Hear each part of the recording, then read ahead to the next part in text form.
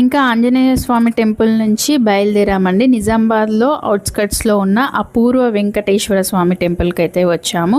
చాలా విశాలంగా ఉంటుంది, చాలా బాగా అనిపిస్తుంది, మనసు కూడా చాలా ప్రశాంతంగా అనిపిస్తుంది. ఎంతమందికి ఈ టెంపుల్ గురించి తెలుసు నాకైతే కామెంట్ బాక్స్లో కామెంట్ చేయండి. ఇక్కడ పిల్లల్ని కాసేపు ఆడిపించి ఇంకా ఇక్కడ లోపల కాకుండా ఇంకా బయట కూడా ఓపెన్ ప్లేస్ ఉంటుందండి. ఇంకా నెక్స్ట్ ఇక్కడ మా ఫాదర్ అయితే దేవుడికైతే కొబ్బరికాయ అయితే కొడుతున్నారు. ఇక్కడ టెంపుల్కి అపోజిట్లోనే ఉంటుంది. ఇది 3 నామాలతో ఇలా మనకు ఒక రాతి అయితే ఉంటుంది. అందరు అక్కడనే కొబ్బరికాయలు అయితే కొడతారు. సో వాళ్ళతో పాటు మేము కూడా కొబ్బరికాయ కొట్టి ఇంకా ఫైనల్గా మొక్కేసి ఇంకా అవుట్ సైడ్ ఉన్న గార్డెన్కి అయితే వెళ్ళాము.